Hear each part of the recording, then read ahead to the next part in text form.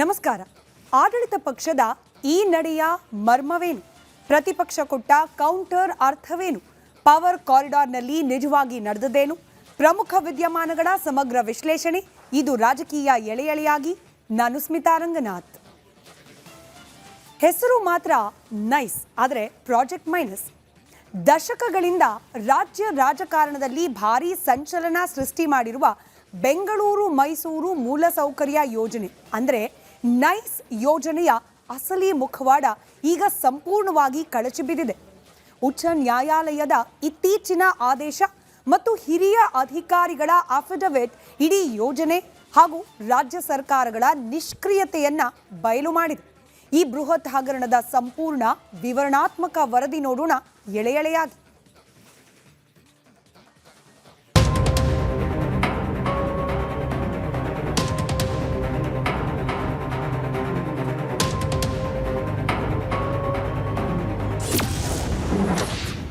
ರೈತರ ಭೂಮಿ ಕಿತ್ಕೊಂಡು ನೀಡಲಿಲ್ಲ ಪರಿಹಾರ. ನ್ಯಾಯಾಲಯದ ಚಾಟಿಗೆ ಬೆದರಿತು ನೈಸ್ ತತ್ತರ. ಬೆಂಗಳೂರು ಮೈಸೂರು ಮೂಲಸೌಕರ್ಯ ಯೋಜನೆಯು ರಾಜ್ಯದ ಅತ್ಯಂತ ದೊಡ್ಡ ಹಗರಣಗಳಲ್ಲಿ ಒಂದಾಗಿದೆ ಅಂತ ಕರ್ನಾಟಕ ಹೈಕೋರ್ಟ್ ಯೋಜನೆಯ ಜಾರಿ ಸಂಸ್ಥೆಯಾದ ನೈಸ್ ಅಂದರೆ ನಂದಿ ಇನ್ಫ್ರಾಸ್ಟ್ರಕ್ಚರ್ ಕಾರಿಡಾರ್ ಎಂಟರ್ಪ್ರೈಸಸ್ ಮತ್ತು ರಾಜ್ಯ ಸರ್ಕಾರಕ್ಕೆ ತೀವ್ರವಾಗಿ ತರಾಟೆಗೆ ತೆಗೆದುಕೊಂಡಿದೆ.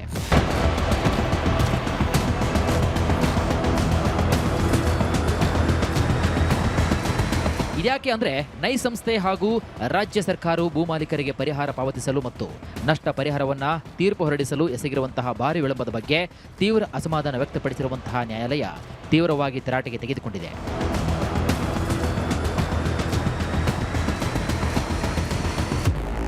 ನೈಸ್ ಮತ್ತು ಕೆಐಎಡಿಬಿ ಅಂದ್ರೆ ಕರ್ನಾಟಕ ಕೈಗಾರಿಕಾ ಪ್ರದೇಶ ಅಭಿವೃದ್ಧಿ ಮಂಡಳಿ ಸಲ್ಲಿಸಿರುವಂತಹ ಮೇಲ್ಮನವಿಗಳನ್ನ ವಜಾಗೊಳಿಸಿದ ನ್ಯಾಯಮೂರ್ತಿಗಳಾದ ಡಿಕೆ ಸಿಂಗ್ ಮತ್ತು ಟಿಎಂ ನಡಾಫ್ ಅವರಿದ್ದಂತಹ ವಿಭಾಗೀಯ ಪೀಠವು ಆಸ್ತಿಯ ಹಕ್ಕಿನ ಕುರಿತು ಸಂವಿಧಾನದ ವಿಧಿ 300A ಇದರ ಪ್ರಕಾರ ರೈತರಿಗೆ ಪರಿಹಾರವನ್ನು ನೀಡದೆ ರೈತರ ಭೂಮಿ ಹಾಗೂ ಜೀವನೋಪಾಯವನ್ನೇ ದೋಚಲಾಗಿದೆ ಅಂತ ತರಾಟೆಗೆ ತೆಗೆದುಕೊಂಡಿದೆ. ಈ ಯೋಜನೆ ಹೆಸರು ಮಾತ್ರ ನೈಸ್. ಅದನ್ನು ಬಿಟ್ಟು ಈ ಯೋಜನೆಯಲ್ಲಿ ನೈಸ್ ಎನ್ನುವಂಥದ್ದು ಅಂದ್ರೆ ಒಳ್ಳೆಯದು ಯಾವುದು ಕೂಡ ಇಲ್ಲ ಅಂತ ಪೀಠ ಖಾರವಾಗಿ ಹೇಳಿದೆ. ನಷ್ಟ ಪರಿಹಾರ ತೀರ್ಪುಗಳನ್ನು ನೀಡದೇ ಇರುವುದು ಮತ್ತು ಅದಕ್ಕೆ ಸರಿಯಾದ ವಿವರಣೆ ಕೂಡ ಇಲ್ಲದೇ ಇರುವುದು ಭೂಸ್ವಾಧೀನ ಪ್ರಕ್ರಿಯೆಯನ್ನೇ ಅಸಮರ್ಥನೀಯ ಎಂಬಂತೆ ಮಾಡಿದೆ.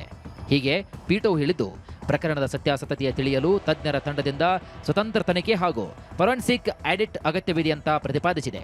ಆದಾಗ್ಯೂ ಕೂಡ ಫ್ರೇಮ್ವರ್ಕ್ ಒಪ್ಪಂದಕ್ಕೆ ವಿರುದ್ಧವಾಗಿ ಭೂಮಿಯನ್ನು ದುರ್ಬಳಕೆ ಮಾಡಿ ಆಸ್ತಿ ನಗದೀಕರಿಸಿ ಕೆರೆಗಳನ್ನು ಮುಚ್ಚಿ ಅಕ್ರಮವಾಗಿ ಟೋಲ್ ಸಂಗ್ರಹಿಸಲು ಅವಕಾಶ ಮಾಡಿಕೊಡುವ ಮೂಲಕ ಸರ್ಕಾರವೇ ಸ್ವತಃ ಈ ಅಕ್ರಮದಲ್ಲಿ ಭಾಗಿಯಾಗಿದೆ ಅಂತ ಕೋರ್ಟ್ ಗಂಭೀರವಾಗಿ ಆರೋಪ ಮಾಡಿದೆ. ಜುಲೈ 4, 2025 ಏಕಸದಸ್ಯ ಪೀಠ ನೀಡಿದಂತಹ ತೀರ್ಪಿನಲ್ಲೂ ಕೂಡ ಈ ಯೋಜನೆಯಲ್ಲಿ ಯಾವ ಉದ್ದೇಶಕ್ಕೆ ಭೂಮಿಯನ್ನು ಪಡೆಯಲಾಗಿತ್ತೋ ಅದಕ್ಕೆ ಬಳಸದೆ 11 ರಿಂದ 23 ವರ್ಷಗಳ ಕಾಲ ರೈತರಿಗೆ ಪರಿಹಾರವನ್ನು ನೀಡದೆ ವಂಚಿಸಲಾಗಿದೆ ಅಂತ ಸ್ಪಷ್ಟವಾಗಿ ಉಲ್ಲೇಖಿಸಿತ್ತು. ಹಿಡಿದಿಟ್ಟುಕೊಂಡವರು ಸಾವಿರಾರು ಎಕರೆ ಭೂಮಿ. 25 ವರ್ಷಗಳೇ ಕಳೆಯಿತು, ದಾರಿ ಎಲ್ಲಿದೆ ಸ್ವಾಮಿ? ಈ ಯೋಜನೆಯ ಕಾಲಾನುಕ್ರಮ ಮತ್ತು ಅಂಕಿಅಂಶಗಳನ್ನು ಗಮನಿಸಿದರೆ ನೈಸ್ ಸಂಸ್ಥೆಯ ಅಸಲಿ ಬಣ್ಣ ಬಯಲಾಗ್ತಾ ಇದೆ. ಆ ವಿವರ ಈಗ ನೋಡ್ತಾ ಹೋಗೋಣ. 1990ರ ದಶಕದ ಮಧ್ಯಭಾಗದಲ್ಲಿ ನೈಸ್ ಯೋಜನೆ ಎಂದೇ ಜನಪ್ರಿಯವಾಗಿರುವಂತಹ BMICC ರೂಪುಗೊಂಡಿತು. ಇದು ಬೆಂಗಳೂರು ಮತ್ತು ಮೈಸೂರು ನಡುವೆ 111 ಕಿಲೋಮೀಟರ್ ತಡೆರಹಿತ ಎಕ್ಸ್‌ಪ್ರೆಸ್ ವೇ, ಬೆಂಗಳೂರಿನ ಸುತ್ತ 41 ಕಿಲೋಮೀಟರ್ ಪೆರಿಫೆರಲ್ ರಸ್ತೆ ಇದೇ ಈಗ ನೈಸ್ ರಸ್ತೆ ಅಂತ ಕರೆಯಲ್ಪಡುತ್ತದೆ. 9 ಕಿಲೋಮೀಟರ್ ಲಿಂಕ್ ರಸ್ತೆ ಮತ್ತು 5 ಸ್ವತಂತ್ರ ನಗರಗಳ ಅಂದ್ರೆ ಟೌನ್ಶಿಪ್ ನಿರ್ಮಾಣವನ್ನ ಒಳಗೊಂಡಿತ್ತು. 1997ರಲ್ಲಿ ಕರ್ನಾಟಕ ಸರ್ಕಾರ ಮತ್ತು ನೈಸ್ ಸಂಸ್ಥೆಯ ನಡುವೆ FWA ಅಂದರೆ ಫ್ರೇಮ್ವರ್ಕ್ ಒಪ್ಪಂದಕ್ಕೆ ಸಹಿ ಆಯಿತು. 2006 ರಿಂದ 2008 ಮಧ್ಯೆ ರಾಜಕೀಯ ಬದಲಾವಣೆಗಳಾದವು ಮತ್ತು ಹೆಚ್ಚುವರಿ ಭೂಸ್ವಾಧೀನದ ಆರೋಪಗಳು ಕೇಳಿ ಬಂದವು. ಹೊಸ ತನಿಖೆಗಳು ಮತ್ತು ಕಾನೂನು ಸಮರಗಳಿಗೆ ಇವೆಲ್ಲವೂ ಕೂಡ ಇಂಬು ನೀಡಿತು. 2009 ರಿಂದ 2023 ಮಧ್ಯೆ ಹಲವಾರು ನ್ಯಾಯಾಲಯದ ಪ್ರಕರಣಗಳು ಮುಂದುವರಿದವು. ಇತ್ತ ಸಂಪೂರ್ಣ ಎಕ್ಸ್‌ಪ್ರೆಸ್ ವೇ ಯೋಜನೆ ಅಪೂರ್ಣವಾಗಿ ಉಳಿಯುವುದರೊಂದಿಗೆ ಹಳ್ಳ ಹಿಡಿತು ನೋಡಿ. 2026ರ ವೇಳೆಗೆ ಪೆರಿಫೆರಲ್ ರಸ್ತೆ ಮತ್ತು ಲಿಂಕ್ ರಸ್ತೆ ಸಂಪೂರ್ಣಗೊಂಡು ಸಂಚಾರಕ್ಕೆ ಮುಕ್ತವಾಗಿವೆ. ಆದರೆ ಎಕ್ಸ್‌ಪ್ರೆಸ್ ವೇ ಮತ್ತು ಟೌನ್ಶಿಪ್ಗಳು ಕೇವಲ ಕಾಗದದ ಮೇಲಷ್ಟೇ ಉಳಿದುಕೊಂಡಿವೆ. ಹೌದು, 90ರ ದಶಕದ ಮಧ್ಯಭಾಗದಲ್ಲಿ ಆರಂಭವಾದ ಈ ಯೋಜನೆ 111 kilometre express way, 41 kilometre peripheral ರಸ್ತೆ, 9 ಕಿಲೋಮೀಟರ್ ಲಿಂಕ್ ರಸ್ತೆ ಮತ್ತು 5 ಸ್ವತಂತ್ರ ನಗರಗಳನ್ನು ರೂಪಿಸುವ ಯೋಜನೆಯಾಗಿತ್ತು. 1997ರಲ್ಲಿ ಈ ಯೋಜನೆಯ ಫ್ರೇಮ್ವರ್ಕ್ ಒಪ್ಪಂದಕ್ಕೆ ಸಹಿ ಹಾಕಲಾಗಿತ್ತು. 2006ರಿಂದ 2008ರ ಅವಧಿಯಲ್ಲಿ ಅತಿಯಾದ ಭೂ ಸ್ವಾಧೀನದ ಆರೋಪಗಳು ಕೇಳಿಬಂದು ಕಾನೂನು ಸಮರವೇ ಆರಂಭವಾಯಿತು. 2009ರಿಂದ 2023ರವರೆಗೆ ನ್ಯಾಯಾಲಯದ ಮೊಕದ್ದಮೆಗಳು ನಿರಂತರವಾಗಿ ನಡೀತಾ ಇದ್ದವು. 2026ರ ಪ್ರಸ್ತುತ ಸ್ಥಿತಿಯಂತೆ ಫೆರಿಫೆರಲ್ ಮತ್ತು ಲಿಂಕ್ ರಸ್ತೆಗಳು ಮಾತ್ರ ಕಾರ್ಯವನ್ನು ನಿರ್ವಹಿಸ್ತಾ ಇದ್ದು, ಮೂಲ ಎಕ್ಸ್‌ಪ್ರೆಸ್ ವೇ ಮತ್ತು ನಗರಗಳ ಯೋಜನೆ ಕೇವಲ ಕಾಗದದ ಮೇಲಷ್ಟೇ ಉಳಿದುಕೊಂಡಿದೆ.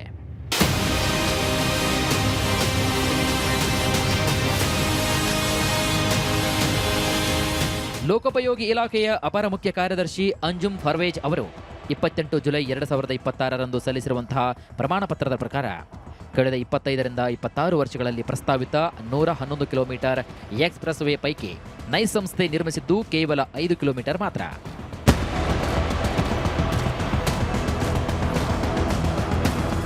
ಮಾದಾವರ, ಕೆಂಗೇರಿ, ಪಿಳ್ಳಗಾನಹಳ್ಳಿ, ವರಹಸಂದ್ರ ಮುಂತಾದ ಕಡೆಗೆ ಸ್ವಾಧೀನಪಡಿಸಿಕೊಂಡ 110 ಎಕರೆ ಭೂಮಿಯನ್ನ ವಾಣಿಜ್ಯ ಬಳಕೆಗೆ ತಂದು ಜಂಟಿ ಅಭಿವೃದ್ಧಿ ಒಪ್ಪಂದಗಳನ್ನು ಮಾಡಿಕೊಳ್ಳಲಾಗಿದೆ. ನೈಸ್ ಸಂಸ್ಥೆಯು 20,000 ಎಕರೆಗೂ ಹೆಚ್ಚಿನ ಬೃಹತ್ ಭೂ ಬ್ಯಾಂಕ್ ಮೇಲೆ ಕುಳಿತುಕೊಂಡು ಸುಪ್ರೀಂ ಕೋರ್ಟ್ ತೀರ್ಪು ಮತ್ತು ಒಪ್ಪಂದದ ನಿಯಮಗಳನ್ನು ಉಲ್ಲಂಘಿಸಿ ಆಸ್ತಿಯನ್ನ ನಗದೀಕರಿಸಿಕೊಂಡಿದೆ. ಹೀಗಂತ ಹೈಕೋರ್ಟ್ ಬಹಿರಂಗಪಡಿಸಿದೆ ನೋಡಿ. ಹಾಗಾದರೆ ಈ ಯೋಜನೆಗೆ ಸಂಬಂಧ ಬಂದಿರುವಂತಹ ತನಿಖಾ ವರದಿಗಳು ಏನಾದವು? 2016ರಲ್ಲಿ ಅಂದಿನ ಕಾನೂನು ಸಚಿವ ಟಿ.ಬಿ. ಜಯಚಂದ್ರ ನೇತೃತ್ವದ ಸದನ ಸಮಿತಿ ನೀಡಿರುವಂತಹ 392 ಪುಟಗಳ ತನಿಖಾ ವರದಿ ಏನಾಯಿತು? ಬಸವರಾಜ ಬೊಮ್ಮಾಯಿ ನೇತೃತ್ವದ ಬಿಜೆಪಿ ಸರ್ಕಾರದಲ್ಲಿ ರಚನೆಯಾಗಿರುವಂತಹ 2 ಸಂಪುಟ ಉಪಸಮಿತಿಗಳು ಮಾಡಿದ್ದೇನು? 2025 ಹಾಗೂ 2026ರಲ್ಲೀಗ ಕಾಂಗ್ರೆಸ್ ಸರ್ಕಾರ ರಚನೆ ಮಾಡಿದಂತಹ ಸಮಿತಿಗಳು ಮಾಡಿದ್ದೇನು? ದೇವೇಗೌಡರೇ ಈ ಒಪ್ಪಂದದ ಕೃತ್ಯವಾಗಿದ್ದಾದರೂ ಅವರೇ ಮುಂದೆ ನಿಂತು ಹೋರಾಟವನ್ನ ಮಾಡಿದ್ದಾದರೂ ಯಾಕೆ? ಅದರಿಂದ ಆಗಿದ್ದೇನು? ಇನ್ನು ಅಶೋಕ್ ಕೇಣಿಯ ರಾಜಕೀಯ ಎಂಟ್ರಿ, ಅದರ ಪರಿಣಾಮ, ಈಗಿನ ಸ್ಥಿತಿಗತಿ, ಈ ಎಲ್ಲ ವಿವರಗಳು ಈ ಎಳೆ ರಾಜಕೀಯದ ಮುಂದಿನ ಎಳೆ.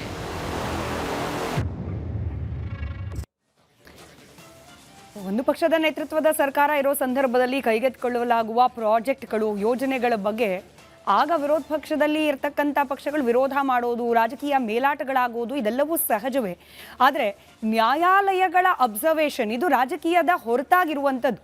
ಅದರಲ್ಲೂ ಎಸ್ಪೆಷಲಿ ಈ ಯೋಜನೆಗಳಿಗೆ ಭೂಸ್ವಾಧೀನ ಪ್ರಕ್ರಿಯೆ ಅನ್ನೋದು ಪ್ರತಿ ಯೋಜನೆಯಲ್ಲೂ ಕೂಡ ಇಟ್ಸ್ ಅ ಕಾಂಪ್ಲಿಕೇಟೆಡ್ ಮ್ಯಾಟರ್. ಅದರಲ್ಲೂ ಕೂಡ ರಾಜಕೀಯ ಇಚ್ಛಾಶಕ್ತಿ ಕೊರತೆ ಅನ್ನೋದು ಕಂಡು ಬಂದಾಗ ಅಥವಾ ಅಧಿಕಾರಿಗಳ ನಿರ್ಲಕ್ಷ್ಯ ಅನ್ನೋದು ಕಂಡು ಬಂದಾಗ ಕೋರ್ಟ್ಗಳು ಸಹಜವಾಗಿ ಇಂಥ ವಿಚಾರಗಳನ್ನು ಗಂಭೀರವಾಗಿ ಪರಿಗಣಿಸುತ್ತೆ. ಅದಕ್ಕೆ ಬಹುಶಃ ಈ ನೈಸ್ ಯೋಜನೆ ಕೂಡ ಒಂದು ಉದಾಹರಣೆಯಾಗಿ ಮುಂದೆ ನಿಂತಿದೆ ಅಂತ ಹೇಳಿ ನನ್ನ ಕಲೀಗ ವೀರೇಂದ್ರ ಒಪ್ಪುಂದ ಮತ್ತಷ್ಟು ಡೀಟೇಲ್ಸ್ನೊಂದಿಗೆ ನೇರ ಸಂಪರ್ಕದಲ್ಲಿದ್ದಾರೆ. ವೀರೇಂದ್ರ, ಹೆಸರು ಮಾತ್ರ ನೈಸ್ ಅಷ್ಟೇ, ಆದರೆ ಪ್ರಾಜೆಕ್ಟ್ನಲ್ಲಿ ನೈಸ್ ಅನ್ನುವಂಥದ್ದು ಏನೂ ಇಲ್ಲ, ಕೇವಲ ಮೈನಸ್ ಪಾಯಿಂಟ್ ಅಷ್ಟೇ. ಇಂಥದ್ದೊಂದು ಸೀರಿಯಸ್ ಅಬ್ಸರ್ವೇಷನ್ ನ್ಯಾಯಾಲಯ ಮಾಡಿದೆ ಅಂತಂದ್ರೆ ಸಾಕಷ್ಟು ಎಡವಟ್ಟುಗಳು, ಸಾಕಷ್ಟು ಲೋಪದೋಷಗಳು ಸಹಜವಾಗೇ ಇದೆ ಅಂತ ಹೇಳಿ ನಾವು ಪರಿಗಣಿಸಬಹುದು ಅಂತ. ಸ್ಮಿತಾ, ನೋಡಿ, ನೀವು ಹೇಳಿದ್ರಲ್ಲ ಹೈಕೋರ್ಟ್ನ ಅಬ್ಸರ್ವೇಷನ್, ಅವರು ಅದರಲ್ಲಿ ಹೇಳ್ತಾರೆ, ಕೋರ್ಟ್ ಮಾಡ್ತಾರೆ, ನಥಿಂಗ್ ನೈಸ್ ಅಂತ. ನೈಸ್ ಯೋಜನೆ ಹೆಸರು ಮಾತ್ರ ನೈಸ್, ನಥಿಂಗ್ ನೈಸ್, ಮತ್ತು ಉಳಿದಿದ್ದು ಯಾವುದು ಕೂಡ ಅಲ್ಲಿ ಒಳ್ಳೆಯದು ಅನ್ನೋದು ಕಾಣಿಸ್ತಾ ಇಲ್ಲ, ಪ್ರಾಜೆಕ್ಟೇ ಇಲ್ಲ ಅನ್ನುವ ಅರ್ಥದಲ್ಲಿ. ಅಂದರೆ ನೀವು ಯೋಚನೆ ಮಾಡ್ತಾ ಹೋದರೆ ಪ್ರಾಜೆಕ್ಟ್ ಇಂಪ್ಲಿಮೆಂಟ್ ಆಗಲೇ ಇಲ್ಲ ಅಂತ 20,000ಕ್ಕೂ ಹೆಚ್ಚು ಎಕರೆ ಭೂಮಿಯನ್ನು ಸ್ವಾಧೀನದಲ್ಲಿ ಇಟ್ಕೊಂಡು ಇವತ್ತಿಗೂ ಅವರ ಕೈಯಲ್ಲಿದೆ, ಸ್ವಾಧೀನದಲ್ಲಿದೆ. ಟೌನ್ಶಿಪ್ಗೆ ಅಂತ 1,600 ಎಕರೆ ಇಲ್ಲೇ ಬೆಂಗಳೂರಿನ ಯಶವಂತಪುರ ವಿಧಾನಸಭಾ ಕ್ಷೇತ್ರದ ವ್ಯಾಪ್ತಿಯಲ್ಲಿ 5 ಟೌನ್ಶಿಪ್ ಈ ಪ್ರಾಜೆಕ್ಟ್ನಲ್ಲಿ ಇದ್ದದ್ದು. 1,600 ಎಕರೆ ಬರೀ ಟೌನ್ಶಿಪ್ಗೆ.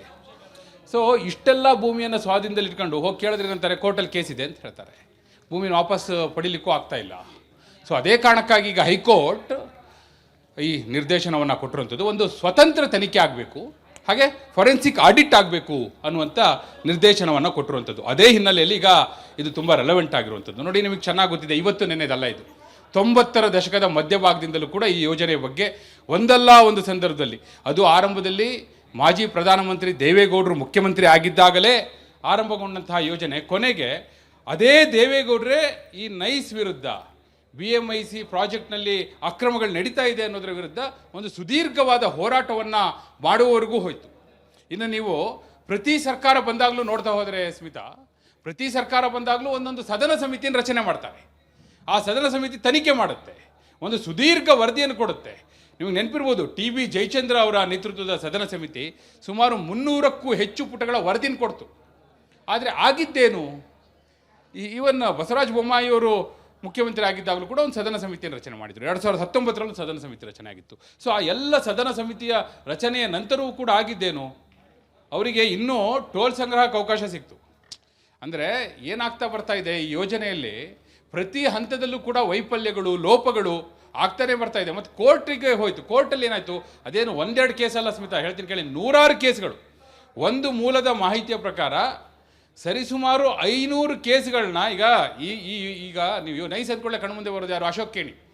ಆರಂಭದಲ್ಲಿ ಮೂಲ ನಾವು ನೆಕ್ಸ್ಟ್ ಪ್ಯಾಕೇಜಲ್ಲಿ ಹೇಳ್ತೀವಿ ಸ್ಮಿತಾ, ಬಾಬಾ ಕಲ್ಯಾಣಿ ಹಾಗೂ ಅಶೋಕ್ ಕೇಣಿ ಎಲ್ಲರೂ ಇದ್ದವರು, ಭಾರತ್ ಫೋರ್ಜ್ ಕಂಪನಿ ಎಲ್ಲವೂ ಕೂಡ ಇದರಲ್ಲಿತ್ತು. ಆದರೆ ಆನಂತರ ವ್ಯವಸ್ಥಾಪಕ ನಿರ್ದೇಶಕರಾಗಿದ್ದಂತಹ ಅಶೋಕ್ ಕೇಣಿ ಕಡೆಗೆ ಅವರು ರಾಜಕೀಯ ಪ್ರವೇಶವೂ ಆಯಿತು, MLA ಆಗಿದ್ದು ಆಯಿತು, ಕಾಂಗ್ರೆಸ್ ಸೇರಿಕೊಂಡು, ಇವೆಲ್ಲವೂ ಕೂಡ ನಾವು ಗಮನಿಸಿದ್ದೀವಿ ಇತಿಹಾಸದಲ್ಲಿ. ಸೊ ಯಾಕೆ ಹೇಳ್ತಾ ಇದ್ದೀನಿ ಅಂದರೆ, ರಾಜಕೀಯ ತಳಕು ಹಾಕ್ಕೊಂಡಿದ್ರಿಂದಲೇ ಇದು ಈ ಯೋಜನೆ ಹಳ್ಳ ಹಿಡಿಲಿಕ್ಕೆ ಮೂಲ ಕಾರಣ ಆಯಿತು ಅನ್ನೋದು ಕೂಡ ಮೇಲ್ನೋಟಕ್ಕೆ ಕಾಣ್ತಾ ಇರುವಂಥ ವಿಚಾರ. ಮತ್ತು ಹಲವು ಪ್ರಕರಣಗಳು ಈಗಾಗಲೇ ಇತ್ಯರ್ಥ ಆಗಿದೆ, ಇನ್ನೂ ಹಲವು ಪ್ರಕರಣಗಳು ಇತ್ಯರ್ಥ ಆಗುವಂಥದ್ದಿದೆ. 100 ಪ್ರಕರಣಗಳಿಗಾಗಲೇ ಭೂಸ್ವಾಧೀನಕ್ಕೆ ಸಂಬಂಧಪಟ್ಟಂತೆ ಈಗ ಹೈಕೋರ್ಟ್ನ ಮತ್ತೊಂದು ಅಬ್ಸರ್ವೇಷನ್ ಏನು ಗೊತ್ತಾ ಸ್ಮಿತಾ, ಅವ್ರು ಹೇಳ್ತಾರೆ ಕರ್ನಾಟಕ ರಾಜ್ಯದ ಇತಿಹಾಸದಲ್ಲೇ ಅತ್ಯಂತ ದೊಡ್ಡ ಭೂ ಹಗರಣಗಳ ಪೈಕಿ ಒಂದು ಈ ನೈಸ್ ಭೂಸ್ವಾಧೀನ ಮಾಡಿರುವಂಥ ಈ ಅಕ್ರಮ ಅಂಥೇಳಿ ಹೈಕೋರ್ಟ್ನ ಅಬ್ಸರ್ವೇಷನ್. ನೀವು ಹೈಕೋರ್ಟ್ನ ಅಬ್ಸರ್ವೇಷನ್ನ ಮೂಲಕವೇ ಆರಂಭ ಮಾಡಿದ್ರಿಂದ ನಾನು ಇದನ್ನು ಕೋಟ್ ಮಾಡಿ ಹೇಳ್ತಾ ಇದ್ದೀನಿ. ಬಹುಶಃ ಆ ರೀತಿ ನೋಡ್ಲಿಕ್ಕೆ ಹೋದರೆ ಈ ಭೂ ಹಗರಣಕ್ಕೆ ಒಂದು ಅಂತ್ಯ ಅನ್ನೋದೇ ಇಲ್ಲ, ಇದೊಂದು ರೀತಿ ಮುಗಿಯದ ಅಧ್ಯಾಯ ಅನ್ನೋ ರೀತಿಯಲ್ಲಿ ಆಗೋಗ್ಬಿಟ್ಟಿದೆ. ಪ್ರತಿ ಸರ್ಕಾರ ಬಂದಾಗಲೂ ಕೂಡ ತನಿಖೆ, ಸದನ ಸಮಿತಿ, ಅದರ ವರದಿ ಅನ್ನೋದು ಬಿಟ್ಟರೆ ಇವತ್ತಿಗೂ ಕೂಡ ಒಂದು ತಾರ್ಕಿಕ ಘಟ್ಟಕ್ಕೂ ಹೋಗಿಲ್ಲ. ತಾರ್ಕಿಕ ಅಂತ್ಯ ಅನ್ನೋದು ಮರ್ತುಬಿಡಿ ನೀವು, ತಾರ್ಕಿಕ ಘಟ್ಟಕ್ಕೂ ಕೂಡ ಹೋಗಿಲ್ಲ. ಈಗ ಹೈಕೋರ್ಟ್ ಏನು ಸ್ವತಂತ್ರ ತನಿಖೆ, ಫೊರೆನ್ಸಿಕ್ ಆಡಿಟ್ ಅಂತಲೇ ಆದೇಶ ಮಾಡಿದೆಯಲ್ಲ, ಇದರಿಂದ ಏನಾದರೂ ಒಂದು ತಾರ್ಕಿಕ ಘಟ್ಟಕ್ಕಾದರೂ ಬರುತ್ತಾ ಅಂತ್ಯ ಆಮೇಲೆ. ಸೊ ಆ ದೃಷ್ಟಿಯಿಂದ ಬಹುಶಃ ಈ ಒಂದು ತನಿಖೆ ಆಗಬೇಕಾಗಿದೆ. ಈಗಾಗಲೇ ಹಲವು ಶಾಸಕರು ಇದ್ರ ಬಗ್ಗೆ ಒತ್ತಾಯ ಕೂಡ ಮಾಡಿದ್ದಾರೆ, ಆಗಬೇಕು, ಈ ತನಿಖೆಯನ್ನು ಮಾಡಬೇಕು.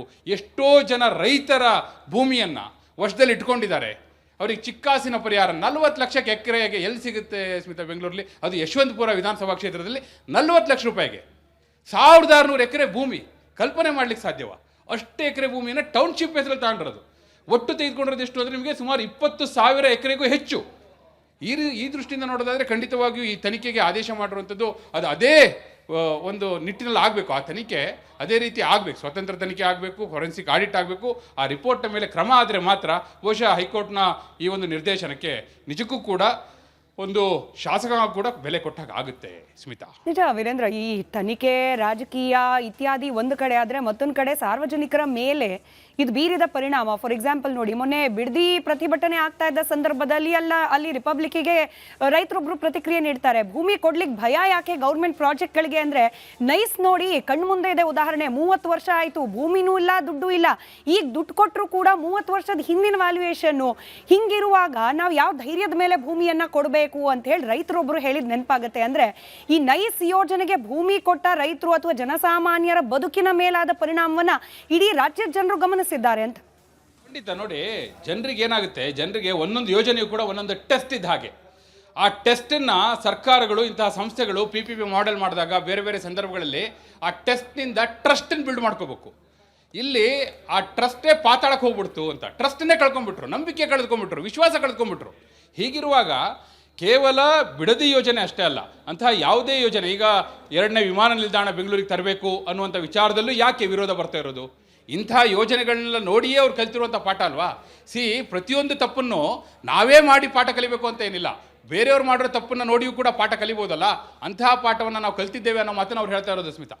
ನೀವು ಹೇಳಿದ್ರಲ್ಲ ಬಿಡದಿ ರೈತರು, ಈ ಯೋಜನೆ ಇದೆಯಲ್ಲ ದಿ ಬೆಸ್ಟ್ ಎಕ್ಸಾಂಪಲ್. ಭೂಮಿಯೂ ಇಲ್ಲ, ದುಡ್ಡು ಇಲ್ಲ, ಯೋಜನೆಯೂ ಇಲ್ಲ, ರಸ್ತೆಯೂ ಇಲ್ಲ, ಟೌನ್ಶಿಪ್ಪು ಇಲ್ಲ, ಏನೂ ಇಲ್ಲ. ಏನಿದೆ? ಕೋರ್ಟಲ್ಲಿ ಕೇಸ್ ಇದೆ, ಈ ಹಂತಕ್ಕೆ ಬಂದು ನಿಂತಿದೆ ಅಂತ ಹೇಳಿ ಈ ಯೋಜನೆ. ಆ ದೃಷ್ಟಿಯಿಂದ ಈಗ ಹೈಕೋರ್ಟ್ ಕೊಟ್ಟಿರುವಂಥ ನಿರ್ದೇಶನ ಇದೆಯಲ್ಲ, ಡೆಫಿನೆಟ್ಲಿ ಇದು ಇಂಪ್ಲಿಮೆಂಟ್ ಆಗಬೇಕು. ಅಂದರೆ ಇದು ವಾಸ್ತವದಲ್ಲಿ ಜಾರಿ ಆಗಬೇಕು, ಪೇಪರ್ ಮೇಲಲ್ಲ. ಯಾಕಂದರೆ ಈ ಪ್ರಾಜೆಕ್ಟೇ ನಾವು ಯಾಕೆ ಹೆಸರು ಮಾತ್ರ ನೈಸ್ ಪ್ರಾಜೆಕ್ಟ್ ಮೈನಸ್ ಅಂತ ಕೊಟ್ಟಿದ್ದೀವಿ ಅಂದರೆ, ಪ್ರಾಜೆಕ್ಟ್ ಎಲ್ಲಿದೆ ಅಂದರೆ ಪೇಪರ್ ಮೇಲಿದೆ ಅಷ್ಟೇ ಸ್ಮಿತಾ. ನೀವು ಆನ್ ಗ್ರೌಂಡ್ ಹೋಗಿ ನೋಡಿದ್ರೆ ಎಲ್ಲಿದೆ ಪ್ರಾಜೆಕ್ಟು? ಅವರು ಪ್ರಾಜೆಕ್ಟ್ ಹೇಳಿದ್ದೇನು, ಮಾಡಿರೋದೇನು? ಆ ದೃಷ್ಟಿಯಿಂದ ಇದನ್ನು ಗಮನಿಸಬೇಕಾಗುತ್ತೆ ಸ್ಮಿತಾ. ರೈಟ್, ಧನ್ಯವಾದ ವೀರೇಂದ್ರ ಮಾಹಿತಿಗಾಗಿ. ಇನ್ನು ಈ ಯೋಜನೆಗೆ ಸಂಬಂಧಪಟ್ಟಂತೆ ಬಂದ ತನಿಖಾ ವರದಿಗಳಿದೆಯಲ್ಲ, ಯಾವ್ದು ಬಂತು, ಏನು ಹೇಳ್ತು ಆ ವರದಿಗಳು? ಇನ್ನು 2016ರಲ್ಲಿ ಅಂದಿನ ಕಾನೂನು ಸಚಿವರಾಗಿದ್ದ TB ಜಯಚಂದ್ರ ಅವರು, ಆಗಲೇ ವೀರೇಂದ್ರ ನನ್ನ ಕಲಿಗೆ ಎಕ್ಸ್ಪ್ಲೇನ್ ಮಾಡ್ತಾ ಇದ್ರು, TB ಜಯಚಂದ್ರ ಅವರ ನೇತೃತ್ವದ ಸದನ ಸಮಿತಿ ಬರೋಬ್ಬರಿ 400 ಪುಟಗಳು, 392 ಟು ಬಿ ಪ್ರಿಸೈಸ್ 392 ಪುಟಗಳ ತನಿಖಾ ವರದಿಯನ್ನ ಕೂಡ ಕೊಟ್ಟಿತ್ತು. ಹಾಗಾದ್ರೆ ಆ ವರದಿ ಏನಾಯಿತು? ಬಸವರಾಜ ಬೊಮ್ಮಾಯಿ ಅವರ ನೇತೃತ್ವದ ಬಿಜೆಪಿ ಸರ್ಕಾರದಲ್ಲಿ 2 ಸಂಪುಟ ಉಪಸಮಿತಿಗಳ ರಚನೆ ಆಗಿತ್ತು. ಹಾಗಾದ್ರೆ ಆ 2 ಸಂಪುಟ ಉಪಸಮಿತಿಗಳು ಮಾಡಿದ್ದೇನು? 2025 ಹಾಗೆ 26ರಲ್ಲಿ ಈಗ ಕಾಂಗ್ರೆಸ್ ಸರ್ಕಾರ ರಚಿಸಿದ ಸಮಿತಿಗಳು ಅದಾದ್ರೂ ಮಾಡ್ತಿರೋದು ಏನು? ಇನ್ನು ಸ್ವಲ್ಪ ಹಿಂದಕ್ಕೆ ಹೋಗಿ ನೋಡೋದಾದ್ರೆ ದೇವೇಗೌಡರು ಒಂದರ್ಥದಲ್ಲಿ ಈ ಒಪ್ಪಂದದ ಕರ್ತೃ ಆಗಿದ್ದವರೇ ದೇವೇಗೌಡರು. ಹಾಗಿರುವಾಗ ಮುಂದೆ ಅವರೇ ಹೋರಾಟಕ್ಕೆ ಇಳಿಯುವಂತೆ ಆಗಿದ್ದು ಏನು? ಇದರಿಂದ ಪರಿಣಾಮಗಳು ಯಾವ ರೀತಿ ಆಯಿತು? ಅಶೋಕ್ ಖೇಣಿ ಅವರ ರಾಜಕೀಯ ಎಂಟ್ರಿ, ಅದರ ಪರಿಣಾಮ, ಈಗಿನ ಸ್ಥಿತಿಗತಿ ಎಲ್ಲ ಡೀಟೇಲ್ಸ್ ಅನ್ನು ನೋಡೋಣ ಎಳೆ ಎಳೆಯಾಗಿ.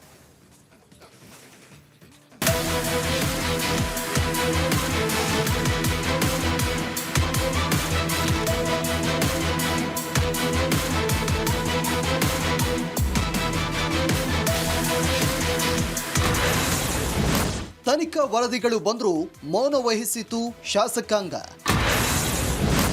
ಜನಪ್ರತಿನಿಧಿಗಳ ನಿಷ್ಕ್ರಿಯತೆಯಿಂದ ರೈತರ ಜೀವನವೇ ಭಂಗ.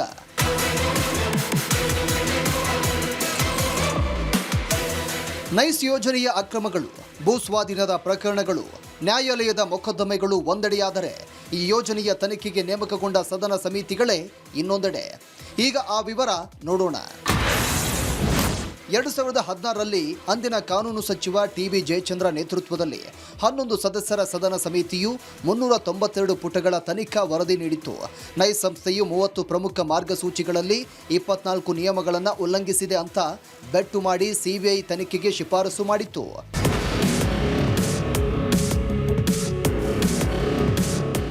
ಇನ್ನು ಈ ಸದನ ಸಮಿತಿ ಮಾಡಿದ ಶಿಫಾರಸುಗಳು ಏನೇನು ಅಂತ ನೋಡೋದಾದ್ರೆ, ಇನ್ನು ಟಿ.ಬಿ. ಜಯಚಂದ್ರ ನೇತೃತ್ವದ ಸದನ ಸಮಿತಿ ಮಾಡಿದ ಶಿಫಾರಸುಗಳು ಏನೇನು ಅಂತ ನೋಡೋದಾದ್ರೆ 1100 ಎಕರೆ ಖಾಸಗಿ ಮತ್ತು ಸರ್ಕಾರಿ ಭೂಮಿಯನ್ನ ರೈತರಿಗೆ ಹಿಂತಿರುಗಿಸಲು ಅಕ್ರಮ ಗಣಿಗಾರಿಕೆ 142 ಕೋಟಿ ರೂಪಾಯಿ ವಸೂಲಿ ಮಾಡಲು ಮತ್ತು ನೈಸ್ ಸಂಸ್ಥೆ ಸಂಗ್ರಹಿಸಿದ್ದ 1305 ಕೋಟಿ ರೂಪಾಯಿ ಟೋಲ್ ವಶಪಡಿಸಿಕೊಂಡು ಯೋಜನೆಯನ್ನ ಸರ್ಕಾರವೇ ವಹಿಸಿಕೊಳ್ಳಲು ನಿರ್ದೇಶನ ಮಾಡಿತ್ತು.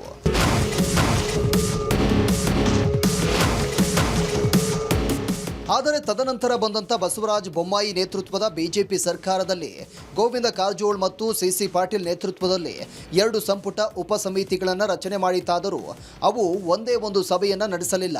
2025ರಲ್ಲಿ ಕಾಂಗ್ರೆಸ್ ಸರ್ಕಾರವು ಡಾಕ್ಟರ್ ಜಿ ಪರಮೇಶ್ವರ್ ನೇತೃತ್ವದಲ್ಲಿ ಉಪಸಮಿತಿ ರಚನೆ ಮಾಡಿತು. 2026ರ ಜುಲೈ ತಿಂಗಳಲ್ಲಿ ಕೆ.ಎಚ್. ಮುನಿಯಪ್ಪ, ಎಂ.ಬಿ. ಪಾಟೀಲ್, ಸತೀಶ್ ಜಾರಕಿಹೊಳಿ, ಕೃಷ್ಣ ಬೈರೇಗೌಡ ಮತ್ತು ಬೈರತಿ ಸುರೇಶ್ ಅವರನ್ನ ಒಳಗೊಂಡಂಥ ಸಮಿತಿಯನ್ನ ಮರು ರಚನೆ ಮಾಡಲಾಯಿತಾದರೂ ಯಾವುದೇ ನಿರ್ದಿಷ್ಟ ಗಡುವು ನಿಗದಿಪಡಿಸಲಿಲ್ಲ.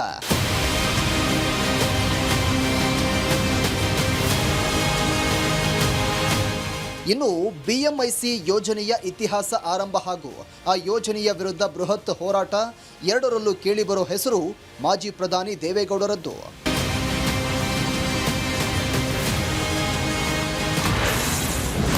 ಒಪ್ಪಂದದ ಕರ್ತೃವೇ ಮುಂದೆ ನಿಂತು ಮಾಡಿದರು ಹೋರಾಟ. ಖೇಣಿ ವರ್ಸಸ್ ಗೌಡರ ಕಾಳಗದಲ್ಲಿ ಅಡಗಿದೆ ರಾಜಕೀಯದ ಆಟ.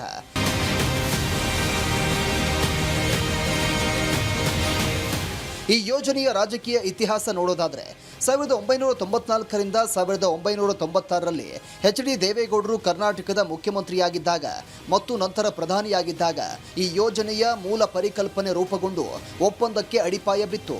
ಆದರೆ 2004ರ ವೇಳೆಗೆ ಯೋಜನೆಯ ಸ್ವರೂಪ ಬದಲಾಗಿ ರೈತರ ಭೂಮಿ ರಿಯಲ್ ಎಸ್ಟೇಟ್ ಪಾಲಾಗ್ತಾ ಇರುವ ಆರೋಪ ಮಾಡಿದ ಮಾಜಿ ಪ್ರಧಾನಿ ದೇವೇಗೌಡರು ನೈಸ್ ಸಂಸ್ಥೆಯ ಮುಖ್ಯಸ್ಥ ಅಶೋಕ್ ಖೇಣಿ ವಿರುದ್ಧ ಬಹಿರಂಗ ಸಮರ ಸಾರಿದ್ರು.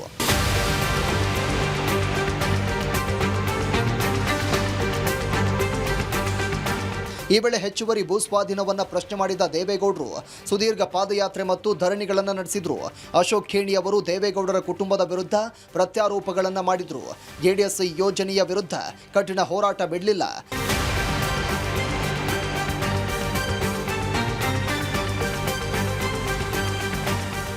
ಇನ್ನೊಂದು ಕಡೆ ಕಾಂಗ್ರೆಸ್ ಪಕ್ಷವು ಅಧಿಕಾರದಲ್ಲಿದ್ದಾಗ ಒಂದೆಡೆ ಕೆಐಎಡಿಬಿ ಮೂಲಕ ಭೂಸ್ವಾಧೀನ ಮುಂದುವರೆಸಿ ಒಪ್ಪಂದವನ್ನು ಸಮರ್ಥಿಸಿಕೊಂಡರೆ, ಇನ್ನೊಂದು ಕಡೆ ವಿರೋಧ ಪಕ್ಷದಲ್ಲಿದ್ದಾಗ ಸರ್ಕಾರಗಳ ವಿರುದ್ಧ ಹೋರಾಟಕ್ಕೆ ಇದನ್ನು ಬಳಸಿಕೊಳ್ತಾ ಇತ್ತು ಎಂಬ ಆರೋಪವಿದೆ.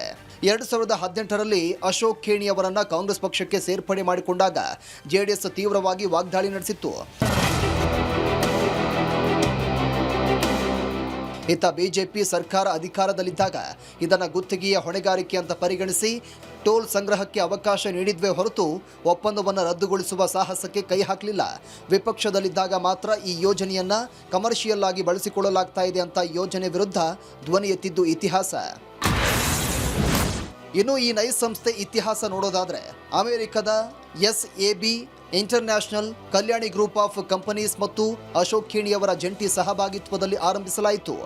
ಭಾರತ್ ಫೋರ್ಜ್ ಸಂಸ್ಥೆಯ ಮುಖ್ಯಸ್ಥ ಹಾಗೂ ಜಾಗತಿಕ ಮಟ್ಟದ ಉದ್ಯಮಿ ಬಾಬಾ ಕಲ್ಯಾಣಿಯವರು ನೈಸ್ ಯೋಜನೆಯ ಪ್ರಮುಖ ಸಹ ಪ್ರವರ್ತಕರಾಗಿದ್ದರು ಮತ್ತು ಸಂಸ್ಥೆಯ ಅಧ್ಯಕ್ಷರಾಗಿ ಕಾರ್ಯನಿರ್ವಹಿಸಿದ್ರು. ಆದರೆ ರೈತ ಹೋರಾಟಗಳು ತಾರಕಕ್ಕೇರಿದಾಗ ನೈಸ್ ಯೋಜನೆಯ ಮುಂಚೂಣಿಯಿಂದ ಹಿಂದೆ ಸರಿದ BF ಯುಟಿಲಿಟೀಸ್ ಸಂಸ್ಥೆಯು ಷೇರುದಾರ ಕಂಪನಿಯಾಗಿ ಮುಂದುವರಿದಿದೆಯಾದರೂ ಬಾಬಾ ಕಲ್ಯಾಣಿಯವರು ಸಾರ್ವಜನಿಕವಾಗಿ ಯೋಜನೆಯ ಪರವಾಗಿ ಹೇಳಿಕೆ ನೀಡುವುದನ್ನು ನಿಲ್ಲಿಸಿದ್ರು.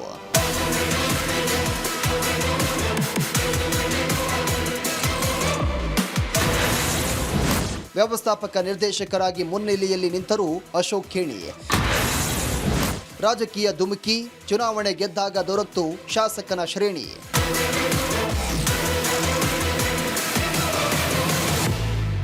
ಇನ್ನು ಅಶೋಕ್ ಖೇಣಿಯವರ ಹೆಸರು ಮಾತ್ರ ನಿರಂತರವಾಗಿ ಈ ಸಂಸ್ಥೆಯ ಮುನ್ನೆಲೆಯಲ್ಲೇ ಇರಲು ಪ್ರಮುಖ ಕಾರಣಗಳು ಅಂದರೆ, ಒಂದನೆಯದಾಗಿ ಅಶೋಕ್ ಖೇಣಿಯವರು ನೈಸ್ ಸಂಸ್ಥೆಯ ವ್ಯವಸ್ಥಾಪಕ ನಿರ್ದೇಶಕ ಅಂದರೆ ಮ್ಯಾನೇಜಿಂಗ್ ಡೈರೆಕ್ಟರ್ ಆಗಿ ದಿನನಿತ್ಯದ ಕಾರ್ಯಾಚರಣೆ, ಭೂಸ್ವಾಧೀನ, ಟೋಲ್ ಸಂಗ್ರಹ ಮತ್ತು ಸರ್ಕಾರದೊಂದಿಗಿನ ವ್ಯವಹಾರಗಳ ಸಂಪೂರ್ಣ ಜವಾಬ್ದಾರಿಯನ್ನು ಹೊತ್ತಿದ್ರು.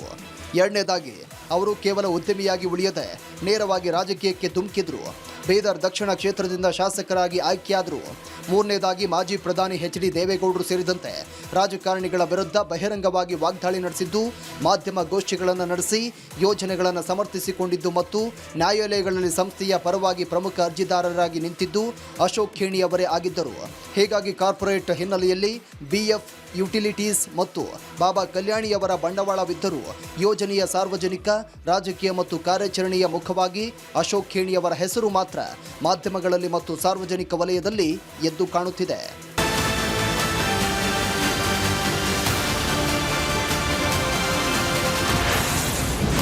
ನ್ಯಾಯಾಲಯದಲ್ಲಿ ನಡೆಯಿತು ನೂರಾರು ಸುದೀರ್ಘ ಸಮರ. ಬದಲಾಗ್ತಾ ಇರುವ ತೀರ್ಪುಗಳಿಂದ ಹೊರಬಂತು ಅಸಲಿ ವಿವರ.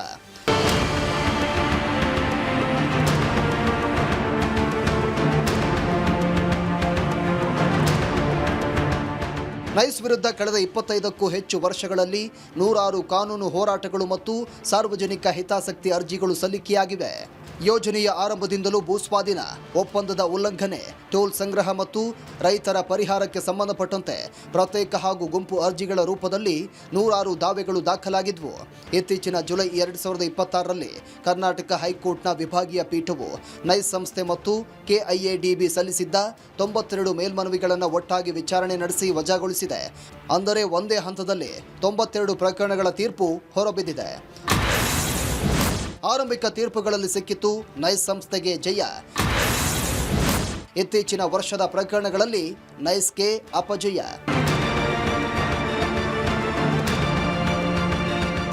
ನ್ಯಾಯಾಲಯ ನೀಡಿದ ತೀರ್ಪುಗಳನ್ನು 2 ಮುಖ್ಯ ಭಾಗಗಳಾಗಿ ವಿಂಗಡಿಸಬಹುದು. ಮೊದಲನೇದಾಗಿ ನೈಸ್ ಸಂಸ್ಥೆಯ ಪರವಾಗಿ ಬಂದ ತೀರ್ಪುಗಳು. 2006ರಲ್ಲಿ ಸುಪ್ರೀಂ ಕೋರ್ಟ್ ನೀಡಿದ ಐತಿಹಾಸಿಕ ತೀರ್ಪು ನೈಸ್ ಸಂಸ್ಥೆಗೆ ಬಹುದೊಡ್ಡ ರಿಲೀಫ್ ಕೊಡ್ತು. ಯೋಜನೆಗಾಗಿ ಮಾಡಿಕೊಳ್ಳಲಾದ ಫ್ರೇಮ್ವರ್ಕ್, ಒಪ್ಪಂದ ಮತ್ತು ಭೂಸ್ವಾಧೀನ ಸಿಂಧುತ್ವವನ್ನು ಎತ್ತಿ ಹಿಡಿದಿದ್ದ ಸುಪ್ರೀಂ ಕೋರ್ಟ್ ಯೋಜನೆಯ ಜಾರಿಗೆ ಹಸಿರು ನಿಶಾನೆ ತೋರಿಸಿತ್ತು. ಆ ಸಂದರ್ಭದಲ್ಲಿ ಸಲ್ಲಿಕೆಯಾಗಿದ್ದ ಪ್ರಮುಖ ಸಾರ್ವಜನಿಕ ಹಿತಾಸಕ್ತಿ ಅರ್ಜಿಗಳು ಮತ್ತು ಸರ್ಕಾರದ ತಡೆ ಆದೇಶಗಳ ವಿರುದ್ಧ ನೈಸ್ ಸಂಸ್ಥೆಯ ಪರವಾಗಿಯೇ ತೀರ್ಪುಗಳು ಬಂದಿದ್ವು. ಎರಡನೇದಾಗಿ ನೈಸ್ ಸಂಸ್ಥೆಯ ವಿರುದ್ಧ ಬಂದ ತೀರ್ಪುಗಳು ಇತ್ತೀಚಿನ ವರ್ಷಗಳಲ್ಲಿ, ವಿಶೇಷವಾಗಿ ಜುಲೈ 4, 2025ರ ಏಕಸದಸ್ಯ ಪೀಠದ ತೀರ್ಪು ಮತ್ತು ಜುಲೈ 2026ರ ವಿಭಾಗೀಯ ಪೀಠದ ತೀರ್ಪುಗಳು ನೈಸ್ ಸಂಸ್ಥೆಗೆ ತೀವ್ರ ಹಿನ್ನಡೆ ತಂದೊಡ್ಡಿದೆ. ದಶಕಗಳು ಕಳೆದರೂ ಭೂಸ್ವಾಧೀನದ ಪರಿಹಾರ ನೀಡದ ಕಾರಣಕ್ಕಾಗಿ ನೈಸ್ ಹಾಗೂ KIADB ಸಲ್ಲಿಸಿದ್ದ 92 ಮೇಲ್ಮನವಿಗಳನ್ನು ಹೈಕೋರ್ಟ್ ವಜಾಗೊಳಿಸಿ ರೈತರ ಪರವಾಗಿ ತೀರ್ಪು ನೀಡಿದೆ. ಆರಂಭದ ವರ್ಷಗಳಲ್ಲಿ ಯೋಜನೆ ಮತ್ತು ಒಪ್ಪಂದದ ರಕ್ಷಣೆಗೆ ಸುಪ್ರೀಂ ಕೋರ್ಟ್ ನೀಡಿದ ತೀರ್ಪುಗಳು ನೈಸ್ ಸಂಸ್ಥೆಯ ಪರವಾಗಿದ್ವು. ಆದರೆ 23 ವರ್ಷಗಳಿಗೂ ಹೆಚ್ಚು ಕಾಲ ರೈತರಿಗೆ ನಷ್ಟ ಪರಿಹಾರ ನೀಡದೆ ಭೂಮಿಯನ್ನು ಹಿಡಿದಿಟ್ಟುಕೊಂಡಿರುವುದನ್ನು ಪ್ರಶ್ನೆ ಮಾಡಿ ಸಲ್ಲಿಕೆಯಾಗಿದ್ದ ಕೇಸ್ಗಳಲ್ಲಿ ನ್ಯಾಯಾಲಯವು ನೈಸ್ ಸಂಸ್ಥೆಯ ವಿರುದ್ಧವಾಗಿ ತೀರ್ಪು ನೀಡಿ ಭೂಸ್ವಾಧೀನವನ್ನು ರದ್ದುಗೊಳಿಸಿದೆ.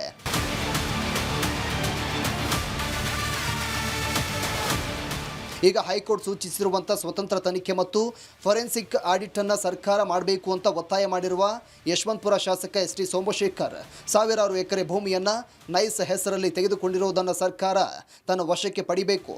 ಟೌನ್ಶಿಪ್ ಮಾಡಲು ನೈಸ್ ತೆಗೆದುಕೊಂಡಿರುವಂಥ 1600 ಎಕರೆ ಭೂ ಸ್ವಾಧೀನದ ಪ್ರಕರಣವನ್ನು ಒಳಗೊಂಡಂತೆ ಸಮಗ್ರ ತನಿಖೆ ಆಗಬೇಕು ಅಂತ ಒತ್ತಾಯ ಮಾಡಿದೆ. ಎರಡನೇದು, ವಿಶೇಷವಾಗಿ ಹೈಕೋರ್ಟ್ ತೀರ್ಮಾನ ಮಾಡಿರ್ತಕ್ಕಂಥದ್ದು ನಾನು ಸ್ವಾಗತ ಮಾಡ್ತೇನೆ. ನೈಸ್ ಕಂಪ್ನಿಗೆ ನೈಸ್ ವಿಚಾರದಲ್ಲಿ ನಾನು ಅಸೆಂಬ್ಲಿಲೂ ಮಾತಾಡ್ತಾ ಇದ್ದೇನೆ, ಬೇರೆ ಬೇರೆ ಕಡೆನೂ ಮಾತಾಡ್ತಾ ಇರ್ತೇನೆ. ಸರ್ಕಾರನೂ ಕೂಡ ಎಚ್ಚೆತ್ಕೋಬೇಕು ಅಂತಕ್ಕಂಥದ್ದನ್ನು ಕೂಡ ಹೇಳ್ತಾ ಇದ್ದೇನೆ.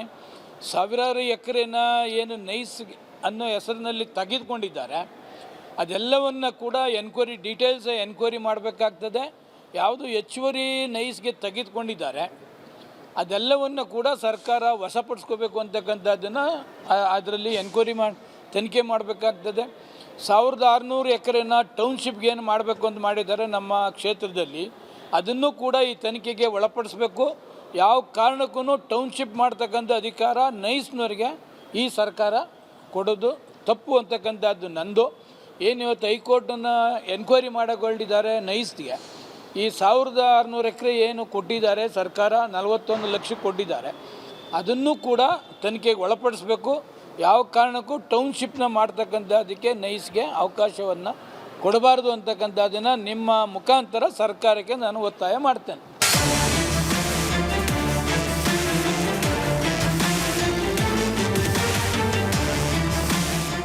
ಒಟ್ಟಾರೆ ಬೆಂಗಳೂರು ಮೈಸೂರು ನಡುವೆ ಹೊಸ ದಶಪಥ ರಾಷ್ಟ್ರೀಯ ಹೆದ್ದಾರಿ ಬಂದ ನಂತರ ನೈಸ್ ಎಕ್ಸ್ಪ್ರೆಸ್ ವೇ ತನ್ನ ಪ್ರಸ್ತುತತೆಯನ್ನು ಕಳೆದುಕೊಂಡಿದೆ. ಆದರೆ 20,000 ಎಕರೆಗೂ ಹೆಚ್ಚಿನ ಭೂಮಿ ಮತ್ತು ಕೋಟ್ಯಾಂತರ ರೂಪಾಯಿ ಟೋಲ್ ವಿಷಯದಲ್ಲಿ ಪ್ರತಿಯೊಂದು ರಾಜಕೀಯ ಪಕ್ಷವು ತನ್ನದೇ ಆದ ಲಾಭ ನಷ್ಟದ ಲೆಕ್ಕಾಚಾರದಲ್ಲಿ ತೊಡಗಿವೆ. ಈಗ ಹೈಕೋರ್ಟ್ ಸೂಚಿಸಿರುವಂಥ ಸ್ವತಂತ್ರ ತನಿಖೆ ಮತ್ತು ಫೊರೆನ್ಸಿಕ್ ಆಡಿಟ್ ಹೇಗೆ ನಡೆಯುತ್ತೆ, ಅದು ಸತ್ಯಾಸತ್ಯತೆಯ ಬಯಲಿಗಿಳಿದು ಎಂದು ಮುಗಿಯದ ಅಧ್ಯಾಯದಂತಾಗಿರುವ ಪ್ರಕರಣದ ದಾರಿಯಲ್ಲಿ ದೊಡ್ಡ ತಿರುವು ನೀಡುವುದೇ ಎಂಬುದು ಸದ್ಯದ ಪ್ರಶ್ನೆ.